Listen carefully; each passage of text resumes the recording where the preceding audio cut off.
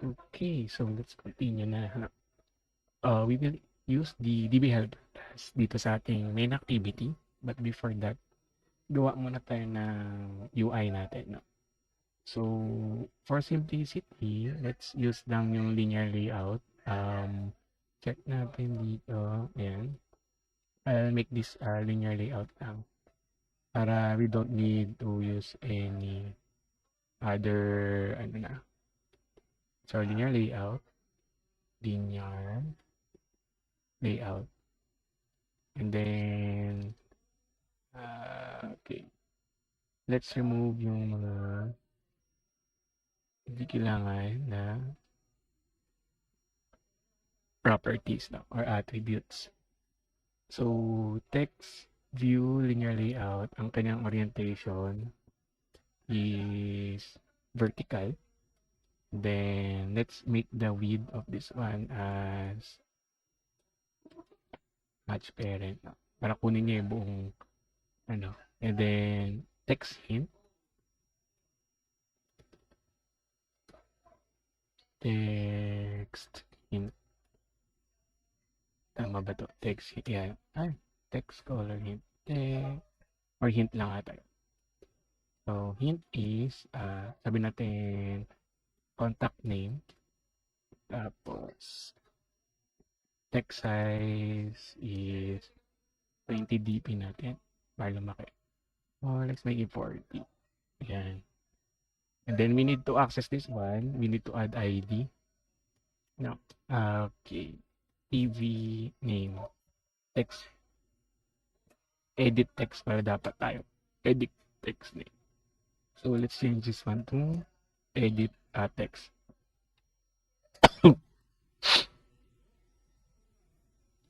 Then, copy-paste lang natin to create one for the contact. No? So, edit text at then, to number naman.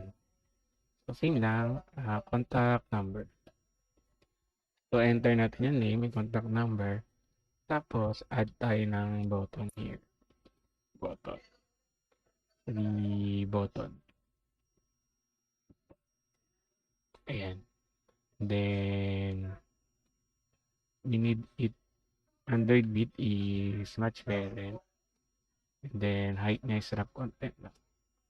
Tapos, value niya. So, text niya is add contact. And then, lagyan natin ng ID.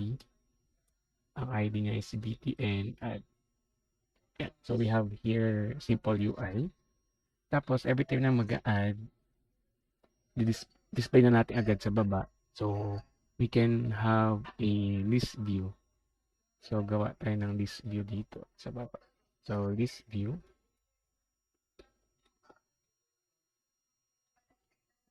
List view. And then, close lang natin. Ang kanyang width is match parent. Ang height niya match parent. Yung mga natirang size na po-consume na niyan. And then, ID niya is this view, no? LV Android ID is equals to this view contact. Lalabas lang dyan yung data. Kung nag-add tayo, lalabas lang siya. Okay. So, that's it. Ito yung UI natin. So, punta tayo sa main activity.java and then gamitin natin yung database natin. So, let's create an instance of the DB helper. So, DB helper SQL. So, hindi pa, ano lang to, declaration lang. And then, edit text, we need this one. So, same natin sa UI name, kayo bahala. Or, edit text name. Tapos, edit text, comma, edit text number. Dalawa yan, di ba? Tapos, meron tayong button. So, button, btn, add. Then, may list view tayo. So, list view. List view contact. Ayan. Then, just import yung mga kailangan. No, import nyo lang yan. Ayan, lalabas naman siya. So, create button. Hindi yan na-import. So, import na lang natin. Widget button. Then, this view. And then, so on create, so dito natin instantiate yung mga bagay-bagay. So, dito tayo mag-create ng DB helper capital, okay lang yan. DB helper equals new DB helper. Ayan. And then, this yung context niya. Then, after that, instantiate natin lahat. So, si edit text name is equals to find view by element ID, tapos yung ID niya r.id et name. Ayan. So, lahat yan kukunin natin. Si number. So, ito number. And then, kunin si btn add. So, find view by ID r.id ayan, btn add. Tapos, si this view. So, LV contacts. So, find view by ID r.id ayan. Tapos, si kinuha, in-instantiate na natin lahat dito. Okay. So, nag-read siya. Tignan natin ang annotation na lang. No. Check natin kung ano. Suppress din. Okay. So, can also kulang lang to ng close. Close natin yung close. Ayan. So, let's remove yung missing kung hindi na mag-error yan. Okay. So, okay. Add na lang natin yun. Actually, you can cast it ng ganito. So, edit text. Ayan. Ba't yan nag-error? Suppress missing. Created ID. Yeah. So, sa main XML, save na natin. Yun, hindi lang na-save. Ba't di siya nag-auto-save? Yan. So, okay na yan. And then, pag in-add yung button, so, add tayo ng on-click listener. You actually can put on-click dito eh. So, on-click. Meron dito oh. And then, tatawagin mo yung function diretso, no? Pwede rin ganito. Pero mas okay pa rin yung true code mo siya lalagyan ng on click. No? Instead na sa ano lang, diretso sa dito, XML. So for this one, you can just call, example, add contact. Add contact. Yun yung pangalan ng function. And then, add natin dito yung add contact. So, gagawa tayo ng function na add contact dito. So, public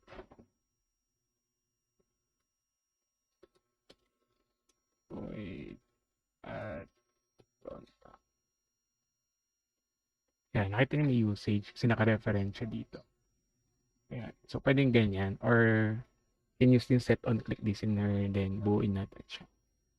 Okay, so from this one, mag-i-insert na tayo ng, or we will be going to insert data pag na-extract natin siya sa interface. No? We need to just fill up this function, no? And then tatawagin lang natin. Perform validation, of course, pag kailangan. To check is pwede kang mag-dot is empty lang naman. So, extract natin yung name is equals to edit text name dot get text, no? Ayan, dot to string. Tapos contact ka na lang din. So, name at contact number. So, ET number. Kunin lang din yan. Dot to string. Then you can do validation. So, if empty that if yung name that is empty, no? Or number that is empty. And depending sa inyo kung paano niyo siya gusto i-validate. Pwede kayo mag-validate, i-ano niyo na yung UI, i-limit niyo na sa dito na dapat required. May attribute dito na required. So, for this one, sa Java ako mag-validate. So, pwede siya mag-enter na empty pero mag-validate tayo. So, required both. So, bawal ka mag-add ng contact na walang number. For this, scenario. Because iba-iba naman yan depending on the So pag empty, then pwede kayo mag-toast na lang. Toast that make text. Tapos yung text natin incomplete details. Ayan. Text that made it show.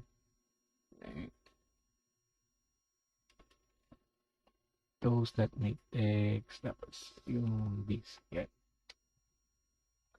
Else, meaning both na provide niya kasi or naman to. So, isa empty dito mag-run to. So, pag both provided, hindi empty to, mag-else siya, then we can insert. So, pwede tayong mag-call ng add user. No? To do that, pwede tawagin si DB helper natin. So, DB helper that add user, yung ginawa natin kayo. Add user, add contact, no? So, pag add mo ng contact, pasang na lang yung name tsaka number. Ayan. So, mag-return to ng true or false, diba? So, pwede mo in-store sa, or pwede ka na mag-if dito, diretso. Though, hindi to, So, if lang tayo na pag na-add siya. So, toast ulit tayo na pangalan. So, name is added. Then, we can put else here. Toast that make text. Error while adding. Yan lang, no? So, show lang siya. Ayan. So, ma-add siya. So, pag na-add siya, we need to load sa UI, no? So, kailangan natin i-load sa UI. Pwede lang i-code dito lahat, basically. Pero to make it more parang flexible, gawa tayo ng private void. Actually, pwede private. Di naman natin ito gagawin. Tayo natin i-private. I think ma-recognize kaya siya. Private void, then load user. Same naman siya. Load contacts pala. So, load natin yung mga contacts. And then, gagawin lang nito is to load the contact. So, mag-return ng array sa string yung ginawa natin kanina, di ba? So, dito, db context. Paano din tawagin yung, so, nag-open tayo dito ng connection. db.helper. So, tawagin natin yung array list. Array list mo ng string, no? And then, contacts natin. Contacts equals yung DB helper natin. That get all contacts. Return lang naman yung buong string na contacts. So, gawa tayo ng array adapter. So, since may list view tayo, babato lang natin yung adapter sa list view. So, string and then adapter na or contacts adapter. So, actually, adapter pwede na for this one. Hindi naman, small lang siya so we can actually use common names muna. This and then yung inyong itsura ng this view. So, Android. You can look for this one online. Android that yung layout ng mga list view are that Android are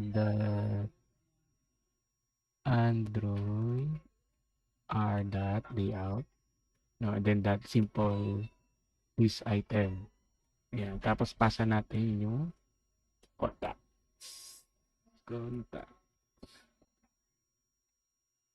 Capital. Yes. Ayan.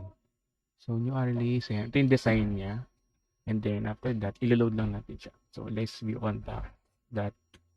Ayan. Set adapter lang natin. Tapos, si adapter. Ayan. So, basically, ilo-load lang niya doon. Then, let's call this one dito. So, pag successful siya na add, ilo-load lang natin siya. Ayan. So, kaya natin na ilagay sa loob ng curly braces. So, kung else, lagyan siya dito. To make, para uniform, lagyan natin ng curly bracelet. Ayan. So, pina-add siya, lalabas na dyan yung yung data. So, try natin siyang i-run. It should be installed directly sa emulator natin.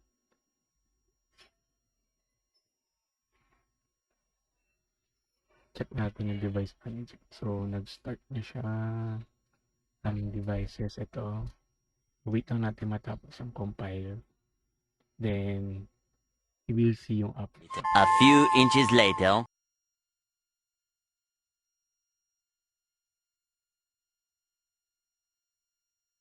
Okay, we have some dependencies. Was Android X. Tingin ko sa ano to.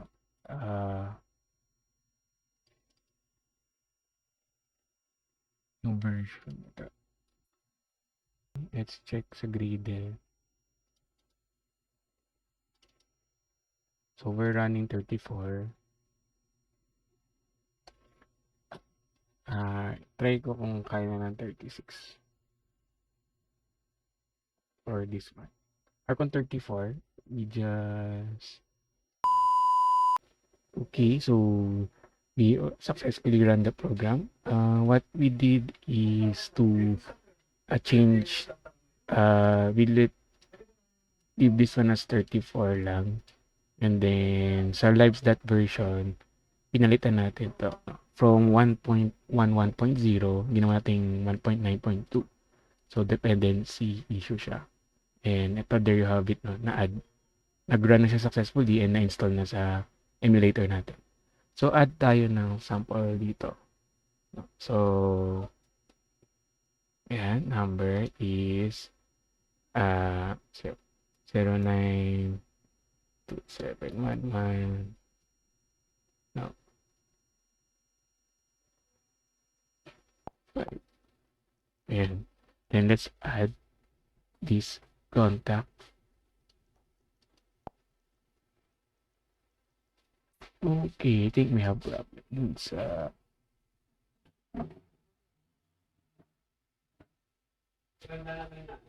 Ano natin? Okay, cannot find add contact view. So may problem tayo when it comes to calling the function from the user XML. So, ano tayong XML natin? Main activity. Sa rest lang. Layout. Add contact. Yun, diba? Add contact. Ang in-implement natin is sa main activity is add contact nga ba? Private kasi natin. So, let's compile this one again. Okay, so let's add, okay, yung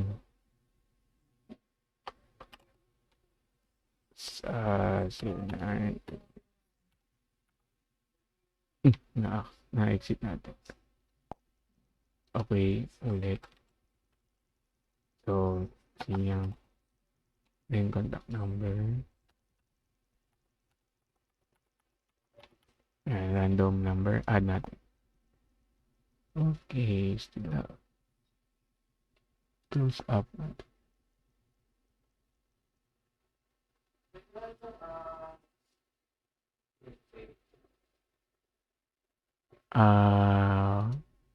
So, I think we forgot something here. Need natin siya lagyan ng... So, we forgot here to add yung view. Kasi 'di ba ano 'yan, view siya, no? So, kailangan malaman niya na yun yung kinukuha natin. So, let's run this one again. Then, na-install na siya. Then, add natin. Tapos, yun yung number. And then, let's click add. Error while adding. So, let's see. So, sabi dito, contacts na name colon insert into contact. Number, name, tapos values. Name, number. O nga no, hindi natin in-add nyo. That insert. Add contact, name, number. Diba? So, add contact. Punta tayo dito. Add contact, name, number. So, put name, column. Tapos, table name, contact. And then, ito yung values natin. Error inserting yung values natin. No column name after number. Number name. So, pag-create natin, name, number. Okay, so may problem lang tayo sa database. Contacts, iba yung pangalan. Kaya naman tayo binago. Contacts. Name. Number, name. Tama naman.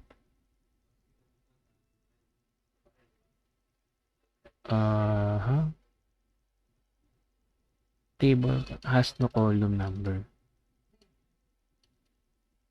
Okay. So, may problem tayo. Wala daw column na number yung ano. So, nag-exec naman tayo ng create table dito. Column, comma, text. Okay. So, I think yung problem natin is hindi natin lagyan ng space to. So, hindi yan na-recognize na column text yun, no? Okay. So, let's stop muna yung run natin. Then, to do this one, we need to uninstall this app. No? Kaya natin siya ma-uninstall. So, hanapin namin si DemoDB. And then, yan. Uninstall. So, mabubura yung database yan. No? Yan. Then, pag nirun natin ulit, may install ulit siya with the new updates. Another thing is, pwede nyo gawing version 2 yung database. Gawin yung sana yung DB version natin. Ito, ganyan 2. Automatic magkakaroon ng bago. Pero, since there was an error lang sa space natin, kaya hindi na ilagay yung column na number. So, basically version 1 pa din siya. So, compile lang ulit natin to. Ayan, install successfully. So, hopefully, makapag-add na talaga tayo. And, tapos, 09. Ayan, random number. And add contact. Ayan. So, ayan, no? So, added na siya. And so, you can see, nandito rin siya. So, wala tayong validation. Meaning, you can add the same number twice, no? Ayan. So, kung ayaw nyo nun, just implement that one. And then, pag empty, doon lang tayo may validation pag empty. Incomplete details. Ayan. So, yeah, that's it. So, I'll be posting the DemoDB code siguro sa GitHub and then so for you to see yung kanyang structure. So, that's all.